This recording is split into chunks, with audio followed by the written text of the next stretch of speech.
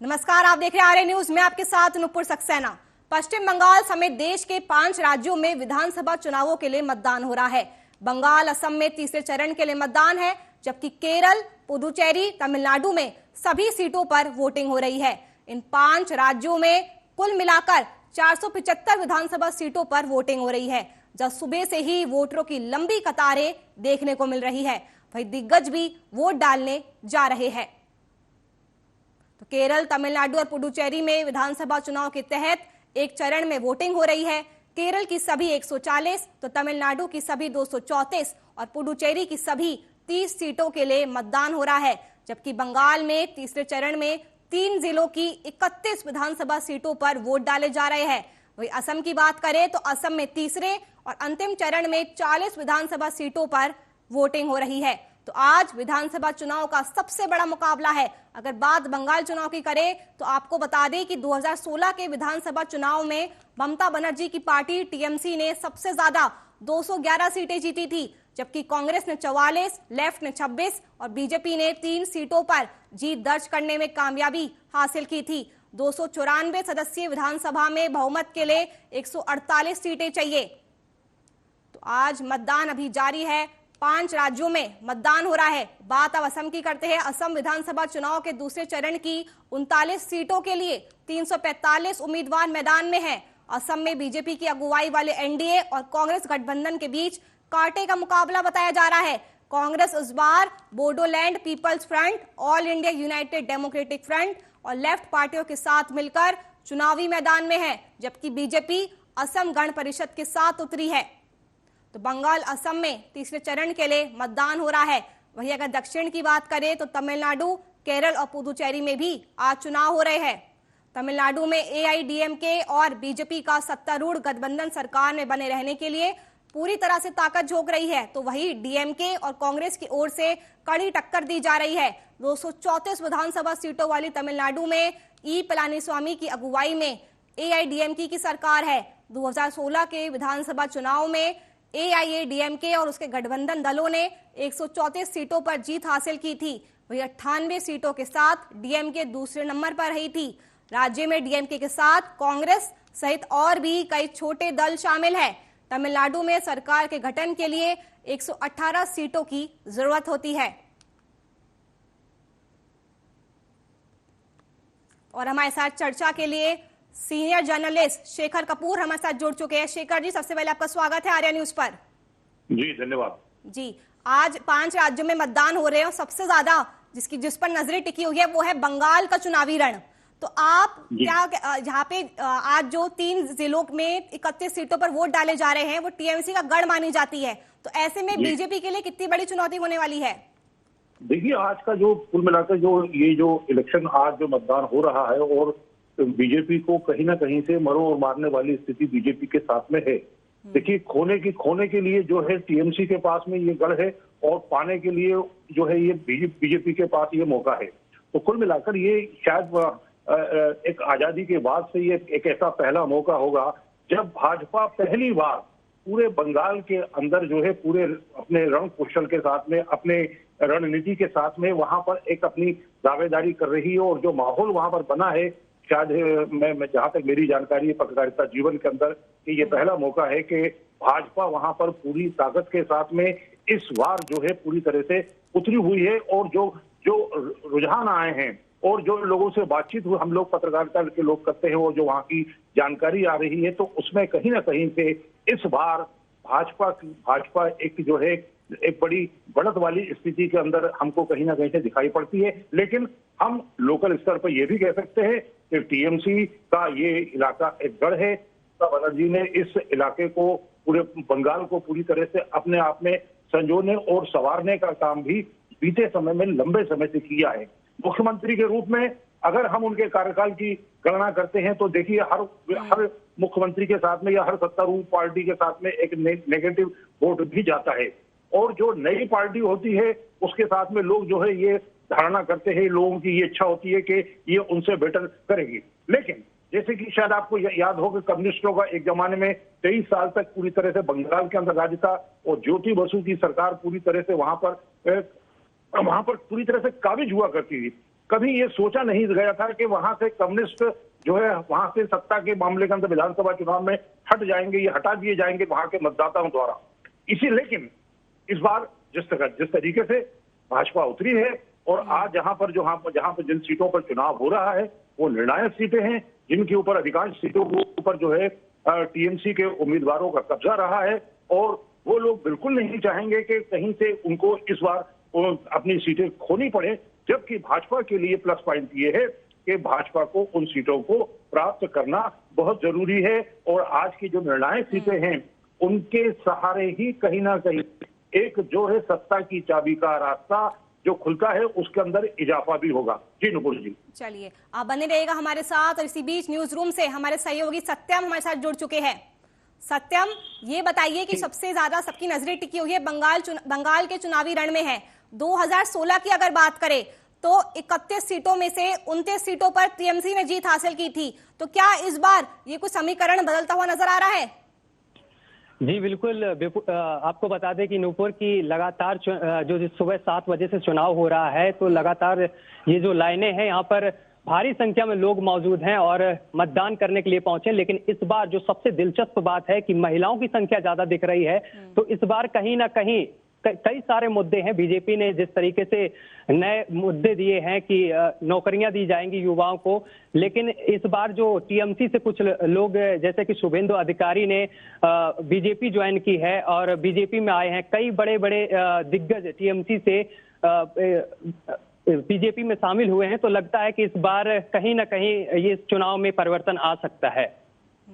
वोटरों में काफी उत्साह देखने को मिल रहा है, मतलब खास करके अगर महिलाओं की बात करें, वहां पर सुरक्षा व्यवस्था कैसी है सत्यम?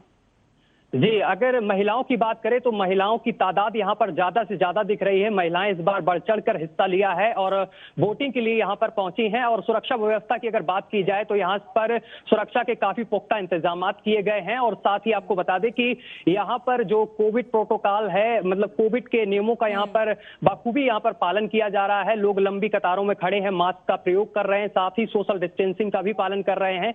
लेकिन मतदान में सुबह से ही लंबी कतारें लगी हुई हैं, लेकिन कहीं कहीं ईवीएम भी खराब हुआ है, जिससे लोगों में खासा आक्रोश भी देखने को मिल रहा है। लेकिन सबसे बड़ी ये बात है कि इस बार युवाओं को जो नौकरी का ये आश्वासन दिया गया है टीएमसी की तरफ से, तो वहीं पर आपको बता दें कि बीजेपी ने भी कई बड़े बड़े वादे किए हैं। लेकिन देखना ये होगा कि इस बार जनता किसको चुनेगी। जी, आपने अभी ईवीएम की बात की। बंगाल में टीएमसी नेता के घर के पास से ईवीएम मिला है और ऐसे ही मामला पहले भी असम से सामने आया था। तो ऐसे में वोटरों का कहीं ना कहीं भरोसा उठ जाता है ईवीएम से, क्योंकि वोटर जो होते हैं बहुत उम्मीद के साथ पहुंचते हैं वोट डालने के लिए। जी, ऐसा माना जा रहा है कि ईवीएम मिला है, लेकिन जो वोटर होते हैं उनका भरोसा कहीं ना कहीं टूटता हुआ दिख तो रहा है। लेकिन ये आरोप लगाए जा रहे हैं। और वहीं पर आपको बता दें कि बीजेपी ने भी आरोप लगाया है टीएमसी पर कि टीएमसी के एक नेता के यहाँ से भी ईवीएम बरामद हुआ है। ऐसा आरोप लगाया जा रहा बीजेपी की तरफ से है। जी, अगर बात हम थोड़ी दक्षिण की करें तो दक्षिण में केरल और असम में भी आज मतदान हो रहा है, जिन्हें गांधी परिवार के लिए अग्नि परीक्षा के रूप में देखा जा रहा है, क्योंकि 2019 के ही आम चुनाव के बाद से लगातार कांग्रेस अपने अस्तित्व की लड़ाई लड़ रही है। जी बिल्कुल, यहाँ पर भी सुबह से ही लाइनें लगी हैं, लंबी कतारें लगी हैं, लोग पहुंच रहे हैं और चुनाव के लिए, और यहाँ पर मतदान चल रहा है लंबी लाइनों पर। आप तस्वीरों में भी एक तरफ देख सकते हैं कि यहाँ पर महिलाएं भी हैं और युवा भी पहुंच रहे हैं और भारी संख्या में यहाँ पर महिलाओं की लंबी कतार लगी है और लोग वोटिंग के लिए पहुंच रहे हैं। और पिछली बार से यहाँ पर वोटिंग प्रतिशत इस बार ज्यादा दिखाई दे रहा है। चलिए सत्यम, बने रहेगा हमारे साथ। अब शेखर जी आपके पास वापस मैं आती हूँ। शेखर जी, अगर बात हम दक्षिण की करें तो पुडुचेरी में एनडीए और यूपी के बीच कड़ी टक्कर देखने को मिल रही है। देखिए, पुडुचेरी के अंदर कुल मिलाकर जो है भाजपा किस प्रकार का अपना प्रदर्शन करती है, ये उसके ऊपर वर्तमान माहौल पर और केंद्र सरकार की जो नीतियां हैं उनके आधार पर ही पुडुचेरी के अंदर उसका असर पड़ेगा। पुडुचेरी के अंदर जो चुनाव होते हैं बहुत ज्यादा सीटों के लिए नहीं होते और इस राज्य का, इस केंद्र शासित प्रदेश के अंदर जो महत्व है उसका बहुत भारतीय राजनीति पर असर नहीं पड़ता है। लेकिन कहते हैं कि राजनीति के अंदर जिन आपको हर कदम पर हर चीज का ध्यान रखना पड़ता है, तो इस हिसाब से पुडुचेरी के अंदर भी जो परिणाम आने वाले हैं, मैं समझता हूं कि अभी तक की जो पुडुचेरी की जो रिपोर्टिंग हम लोगों के पास आई है और हम लोग जिस चीजों को हम लोग देख रहे हैं उसके आधार पर मैं ये कह सकता हूं कि पुडुचेरी के अंदर भी एक व्यापक परिवर्तन की जो है गुंजाइश मतदाताओं के माध्यम से हमको दिखाई पड़ती है, सुनाई पड़ती है और महसूस भी होती है। जी पारुल जी। जी, पुडुचेरी में अभी तक बीजेपी की एंट्री नहीं हो पाई है, क्योंकि पुडुचेरी हमेशा से ही कांग्रेस का गढ़ माना जा रहा है। तो क्या इस बार पुडुचेरी में बीजेपी की एंट्री हो पाएगी? बिल्कुल, निश्चित रूप से आप इस बात को मान के चल सकते हैं, क्योंकि देखिए पुडुचेरी के अंदर आज तक कभी बीजेपी की एंट्री इसलिए नहीं हो पाई कि दक्षिण ये जो इन राज्यों की तरफ भाजपा ने कभी अपने आप को पहुंचाने की या पहुंचने की कोशिश नहीं की। सबसे पहले उसने जो अपना जोर दिया वो दिया हिंदी भाषी राज्यों के अंदर। हिंदी भाषी राज्यों को पूरी तरह से कवर करने के बाद आज जैसे कि पश्चिम बंगाल से होते हुए पुडुचेरी की तरफ जा रही है, केरल की तरफ भाजपा जा रही है, तमिलनाडु की तरफ बढ़ रही है, तो कुल मिलाकर वो ध्यान तो दे रही है। और यही कारण है कि आज जो है भाजपा के दबदबे को जो है दक्षिण भारत के राज्यों या पुडुचेरी के अंदर भी जो है माना जाने लगा है। जहां तक पुडुचेरी की बात है, बहुत ज्यादा सीटों का वहां पर प्रभाव नहीं पड़ता है। वहां पर 2, 4, 5 सीटों के आधार के ऊपर भी सत्ताएं हमने जो बीते समय के अंदर बदलती, बिखरती और टूटती हुई देखी हैं। तो कुल मिलाकर जो केंद्र सरकार की नीतियां हैं उसका असर मुझे लगता है कि पुडुचेरी के अंदर ज्यादा पड़ेगा, क्योंकि पुडुचेरी की जो राजनीति है वो एक छोटे से स्तर के ऊपर सिमटी हुई है। इस क्षेत्र के अंदर जो है केंद्र सरकार की नीतियों का सबसे ज्यादा प्रभाव पड़ता है, और जो वहां पर सत्ता परिवर्तन होते हैं, सत्ता बनती है, बिगड़ती है, उनमें बहुत ज्यादा सीटों का महत्व नहीं होता। 2, 4, 5 सीटों पर भी वहां सरकारें गिर जाती हैं और बन जाती है। जी नुपुर जी। जी, अगर बात केरल की करें तो केरल में बीजेपी की अभी एक ही सीट है, लेकिन फिर भी एलडीएफ और कांग्रेस को बीजेपी कड़ी टक्कर देती हुई नजर आ रही है। देखिए, केरल की स्थिति को आपको कई तरीके से देखना पड़ेगा कि दक्षिण भारत के इन राज्यों में केरल एक ऐसा क्षेत्र है जिसके बारे में ये कहा जाता है कि वहां पर विभिन्न वर्गों के मतदाताओं की संख्या, और विशेषकर बल्कि अपन ये कहें कि जो मुस्लिम वोटर्स हैं उनके जो वोटर हैं बड़े निर्णायक स्थिति में होते हैं। और अगर हम लोगों ने पिछले लोकसभा चुनाव को देखा है कि अगर राहुल गांधी इस राज्य में चुनाव जीतने गए और उन्होंने वहां से चुनाव लड़ा, तो इसका कारण भी यही एक विशेष रूप से रहा कि उन्होंने इस बात को ध्यान में रखा कि जिस सीट से वो चुनाव लड़ने की तैयारी करेंगे या करने जा रहे हैं या उन्होंने लड़ा, वहां पर मुस्लिम मतदाताओं ने एक विशेष भूमिका निभाई। आप अगर कालांतर के अंदर अगर आज केरल के अंदर भाजपा ने अपनी एंट्री की है, मैं ये नहीं कह सकता कि अभी परिणाम वहां पर क्या होंगे, लेकिन निश्चित रूप से भाजपा ने इस राज्य के अंदर जो है एक हिंदुत्व की जो भावना है लोगों के अंदर, वहां के मतदाताओं में भरने की कोशिश की है। और जो वहां पर दुर्घटनाएं हमने बीते समय के अंदर देखी हैं, तो उन विषयों को भी भाजपा ने पूरे राष्ट्रीय। शेखर जी, आप बने रहेगा हमारे साथ। इसी बीच हमारे पास एक बड़ी खबर आ रही है। बड़ी खबर मुख्तार अंसारी से जुड़ी हुई है।